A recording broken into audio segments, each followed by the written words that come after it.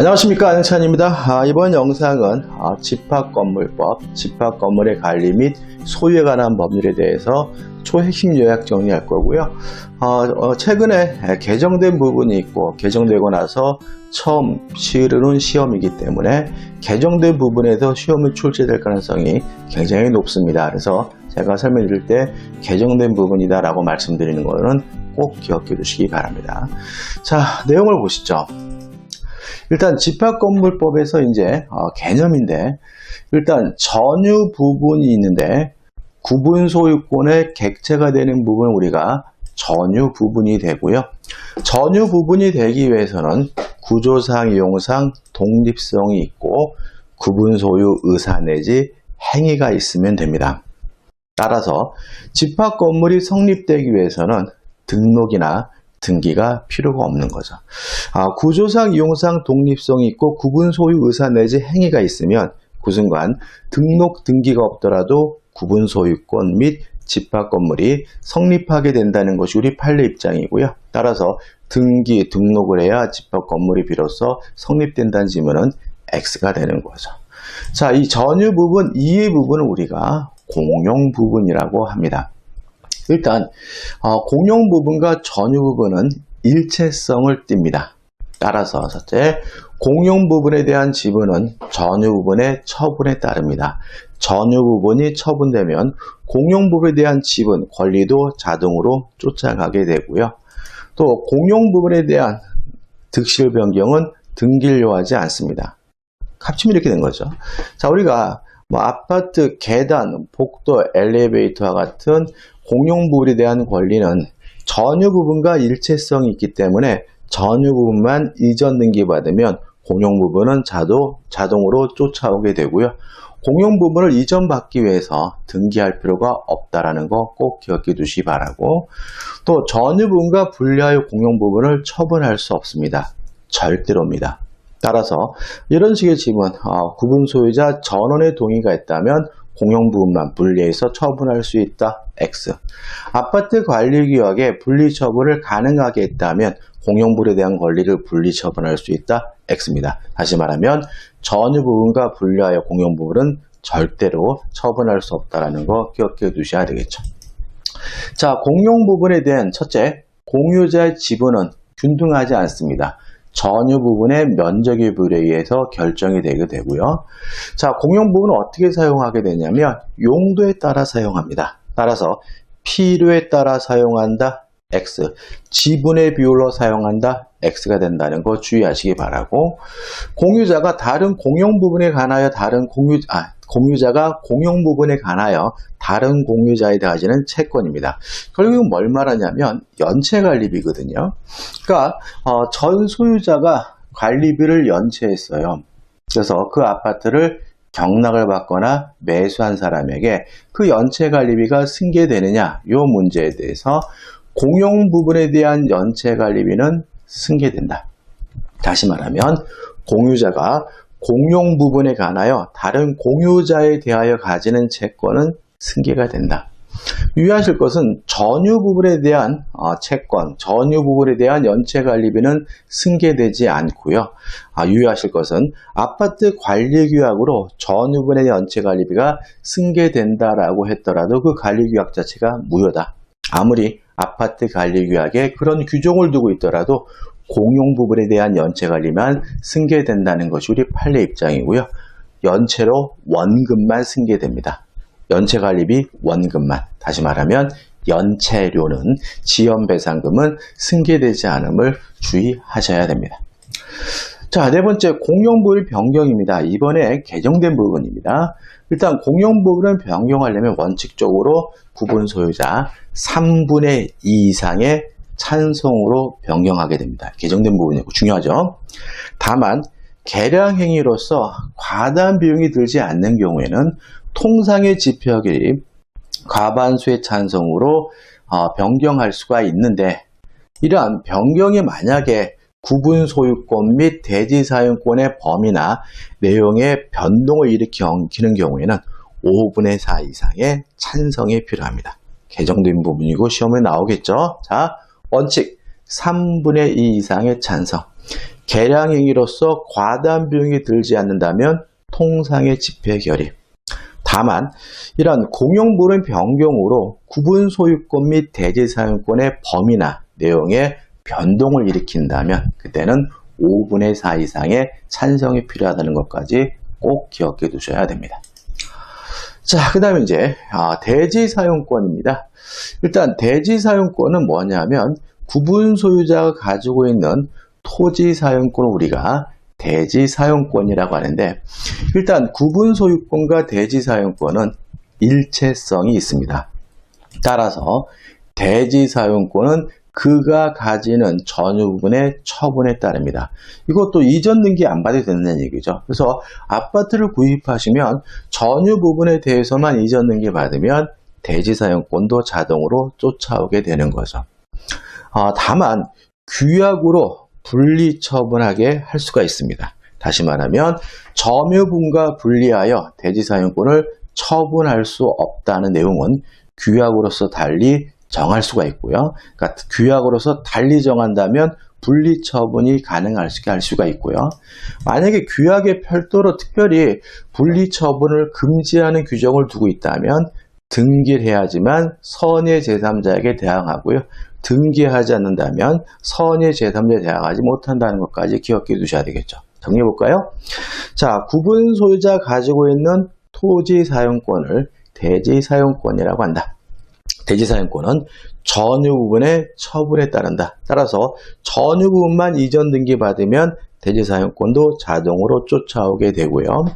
또 규약으로 달리 정하지 않는 한 대지 사용권만 분리 처분할 수가 없다. 또 규약에 분리 처분하지 못한다라는 특별한 규정을 두고 있다면 그것을 가지고 선의의 제3자에게 대항하기 위해선 등기가 필요하다는 거 꼭 기억해 두시기 바랍니다. 그 다음 담보 책임이죠. 일단 담보 책임은 이 법과 민법에 규정된 것보다 매수인에게 불리한 특약은 무효다. 이게 무슨 말이냐면 민법의 매도인의 담보 책임, 도급인의 담보 책임에 관한 민법 규정은 임의 규정입니다.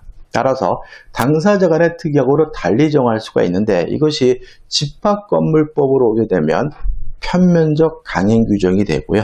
민법보다 매수인에게 불리한 특약은 뭐가 되죠? 무효가 된다는 거 기억해 두셔야 되고요. 이런 담보 책임은 1차적으로 원칙적으로 분양자가 부담하게 됩니다. 근데 항상 분양자가만 부담하느냐에 대해서 우리 법은 분양자가 망하면, 쉽게 기억합니다. 망하면 이때는 시공자도 그 담보 책임을 부담하게 된다는 거 기억해 두시면 되고요. 담보 책임의 기산점이 시험에 잘 나오는데 전유 부분의 경우에는 인도한 날로부터 시작이 되고요. 공용 부분의 경우에는 사용검사일 또는 사용승인일부터 시작하게 된다. 그러면 이 담보 책임의 존속기간은 어떻게 되느냐? 일단 건물의 주요 구조 및 집안 공사의 하자는 10년이고요. 기타 하자는 5년 범위 내에서 대통령령으로 정해요. 그리고 우리는 그냥 원칙만 기억하시면 돼요. 10년. 그죠? 그래서 우리가 집합 건물의 담보 책임 원칙적으로 그 존속 기간이 10년인데 그 존속 기간의 기산일은 전유 부분은 인도한 날로부터 시작이 되고 공용 부분은 사용 검사일 또는 사용 승인일부터 시작하게 된다는 거 꼭 기억해 두셔야 되겠죠. 자, 그 다음에 이제 관리단입니다. 관리단이라는 것은 뭐냐면 구분 소유자의 모임이에요. 구분 소유자 전원을 구성원으로 하여 당연 성립이 됩니다. 따라서 이것은 설립행위가 필요한 것은 아니고요. 구분 소유 관계가 성립하게 되면 구분 소유자가 2명 이상이 되면 그 구분 소유자를 구성원으로 해서 관리단이라는 것은 자동으로 만들어지는 것임을 기억해 두셔야 되고요. 그 다음에 관리인입니다. 관리인은 결국은 누구를 말하냐면 구분 소유자의 대표를 말합니다. 다시 말하면 소유자의 대표죠. 관리단의 대표죠. 자, 근데 주의하실 것은 항상 선임해야 되는 것은 아니고 구분 소유자가 10명 이상인 경우에 선임해야 될 의무가 발생하게 되고요. 그 다음에 이 관리는 구분 소유자일 필요가 없다라는 게 시험에 잘 나옵니다. 다시 말하면 구분 소유자가 아닌 세입자, 입주자도 관리인이 될 수 있다는 거 기억해 두셔야 되고, 임기는 2년 범위에서 규약으로 정하게 되는 거죠. 그 다음에 관리위원회입니다. 이 관리위원회는 이렇게 되어 있어요. 규약으로 정하는 바에 따라 관리위원회를 둘 수 있다죠. 자, 관리위원회는 어떤 것이냐면 관리인의 사무를 감독하는, 사무집행을 감독하는 기관이거든요. 자, 그럼 이렇게 되는 거죠. 관리위원회를 두어야 한다. X에 둘 수 있다죠. 반드시 둬야 되는 게 아닙니다. 그죠? 다시 말하면 관리인의 사무집행을 감독하는 관리위원회는 규약으로 정하는 바에 따라서 관리위원회는 둘 수 있는 것이고 둬야 하는 것은 아니고요. 꼭 기억해 둘 것은 뭐냐면 관리위원회의 위원은 구분 소유자 중에서 집회결의로 선출하게 되어 있어요. 따라서 관리위원회의 위원은 반드시 뭐여야 되는 거죠? 구분 소유자이어야 하는 거죠. 그래서 구분 소유자의 대표, 관리단의 대표, 관리인은 구분 소유자일 필요가 없지만 그것을 견제하기 위한 관리위원회 위원은 구분 소유자이어야 한다는 거 꼭 기억해 두셔야 됩니다. 그 다음에 규약입니다. 규약에 대해서 한 가지만 기억하시면 돼요. 설정도, 변경도, 폐지도 4분의 3 이상의 찬성이 있어야 된다. 규약을 설정할 때도 4분의 3 이상의 찬성, 규약을 변경할 때도 폐지할 때도 4분의 3 이상의 찬성이 필요하다는 거 꼭 기억해 두시면 되고요. 그 다음에 관리단 집회죠. 관리단 집회에 대해서는 첫째, 소집. 어떻게 소집하느냐? 집회일의 일주일 전에 목적사항을 명시해서 통지해 줘야 됩니다. 만약에 전원의 동의가 있다면 이러한 소집 절차를 생략할 수가 있습니다.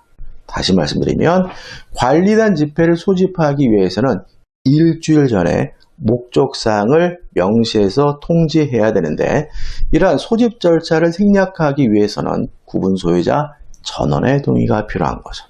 마지막으로 집회, 소집 통지한 사항에 관하여만 결의할 수가 있습니다. 만약에 통지하지 않은 사항에 대해서 결의하게 되면 그 결의 자체가 무효가 된다는 것이 우리 판례 입장이라는 것도 아울러 기억해 두시면 되는 거죠.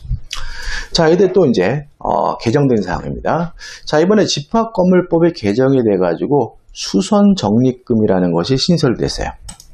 자, 일단 수선적립금은 누가 누가 수선계획을 수립하냐면 관리단 집회 결의에 따라서 수선계획을 수립할 수 있습니다. 이게 또 하야하는 것이 아니라 수립할 수가 있고요.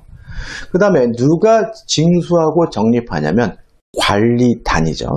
관리단 집회 결의에 따라 수선적립금을 징수 적립하게 되는데 세 번째, 수선적립금은 9번 소유자로부터 징수하며 관리단에 기속됩니다. 여기서 출제될 만한 것은 뭐냐면 수선적립금의 주체가 수선적립금을 적립하는 주체가 관리단이라는 점이고요. 누구한테 징수하게 되냐면 구분 소유자로부터 징수한다는 거죠. 그래서 만약에 입주자에게 징수한다, 세입자에게도 징수할 수 있다. 이런 질문은 뭐가 돼요? X가 되고 수선적립금은 누가요? 관리단이 구분 소유자로부터 징수해서 적립한다는 거 꼭 기억해 두시기 바랍니다. 그 다음에 관리인 선임 신고 제도가 또 신설이 됐습니다. 자, 전유 부분이 50개 이상인 건물의 경우에는 관리인이 선임된 자는 선임된 사실을 소관청에 신고하여야 합니다. 자, 이렇게 되는 거죠. 자, 관리인은 언제 선임 의무가 발생하느냐? 구분 소유자가 10인, 10명 이상인 경우에 선임 의무가 발생합니다. 구분 소유자입니다. 그 다음에 전유 부분이 몇 개요? 50개 이상인 경우에는 선임된 관리인은 소관청에다가 그 사실을 뭐 해야 돼요? 신고해야 되는 거죠. 구분 소유자가 10명 이상일 때는 선임을 해야 되고요. 전유 부분이 50개 이상인 때는 신고 의무가 발생한다는 거 꼭 기억해 두시기 바랍니다. 그 다음에 임시관리인이라는 제도도 신설이 됐습니다. 이게 다 개정된 사항입니다. 일단 선임된 관리인이 없을 수 있잖아요. 없으면 구분 소유자 등 이해관계는 법원에다가 임시관리인 선임을 청구할 수가 있습니다. 이것도 아무나 청구하는 것이 아니라 구분 소유자 등 이해관계인이 청구하게 되고요. 자, 이런 임시관리인은 뭐 하냐면은 관리인을 선임합니다. 그래서 임시관리인은 선임된 날로부터 6개월 이내에 관리인 선임을 위하여 관리단 집회 또는 관리위원회를 소집하여야 합니다. 그럼 결국은 이 임시관리인이 관리단 집회를 선임해서 관리인을 선임하게 된다는 걸 생각해 보시면 되겠죠. 그 다음에 회계감사 부분도 신설이 됐어요. 이건 좀 지엽적이기 때문에 나오기 어려울 것 같은데 그래도 좀 기억해 두시는 게 안전하겠죠. 자, 전유 부분이 몇 개입니까? 150개 이상의 건물의 관리인은 감사인의 회계감사를 매년 1회 이상 받아야 됩니다. 자, 감사인의 회계감사를 매년 1회 이상 받아야 되는 것은 전유 부분이 몇 개입니까? 150개 이상인 집합 건물임을 주의하시기 바라고, 그 다음에 만약에 이거 꼭 받아야 되느냐? 관리단 집회에서 3분의 2 이상의 찬성으로 회계 감사를 받지 아니하기로 결했다면 그 연도에서는 받을 필요가 없는 거죠. 자, 개정된 사항이니까 출제될 가능성이 좀 있습니다. 그러니까 예를 들어서 우리가 시험을 2021년도가 아니라 2022년 이때 보면 이거 안 나와요. 근데 21년도는 나올 수가 있는데, 다시 한번요. 자, 회계감사를 받아야 되는 대상 전유 부분이 150개 이상인 건물이고요. 꼭 받아야 되느냐? 관리단 집회에서 3분의 2의 찬성으로 회계감사를 받지 않기로 결의했다면 그 해는 받을 필요가 없다는 것도 꼭 기억해 두시기 바랍니다. 자, 그 다음에 재건축입니다. 이 부분은 뭐 개정된 부분은 없어요. 자, 일단 5분의 4 이상의 찬성으로 재건축할 수가 있는데 5분의 4 이상의 개념에 대해 수립하려는 전체 주민의 5분의 4가 아니라 각 건물별 5분의 4 이상의 찬성이라고 보고요. 자, 반대자가 있겠죠. 반대자는 어떻게 하게 되느냐? 첫째, 참가 여부를 서면으로 체고합니다. 뭐로 하는 거죠? 서면. 처무자 마지막으로 서면입니다. 말로 하면 안 되죠. 서면으로 체고하게 되고, 이러한 체고를 받은 반대자는 2월 이내에 참여 여부를 결정해서 통지해 줘야 되는데 2월 이내에 결정해 주지 않는다면 참여를 거부한 것으로 확정이 되고요. 이러한 최고 절차를 거쳐서 참여를 거부하는 사람을 확정했다면 이제 구분 소유권 및 대지 사용권을 시가에 따라 매도할 것을 청구하고요. 시가에 따라 매도할 것을 청구해서 재건축을 시작하면 된다. 이 정도만 간단하게 기억하면 되는 거죠. 그 다음 복구입니다. 자, 일부가 멸실됐어요. 근데 만약에 그 멸실된 부분의 가격이 이 건물가액의 2분의 1 이하라면 그때는 통상의 집회 결의에 따라서 복구 결의할 수가 있습니다. 근데 일부 멸실된 부분의 가액이 2분의 1을 초과하는 경우에는 5분의 4 이상의 찬성이 있어야 복구 결의할 수 있다는 것까지 꼭 기억해 두시기 바랍니다. 자, 여기까지입니다. 여기까지 하고 나니까 좀 양이 많죠, 그죠? 그렇지만 제가 말씀드린 개정된 부분 위주로 공부하고요. 집합건물법이 양이 많은 부분이기 때문에 이 정도를 정리하는 것도 많다고 생각하지 마시고 확실하게 될 것으로 만드시면 됩니다. 여러분들 수고 많으셨고요. 고맙습니다.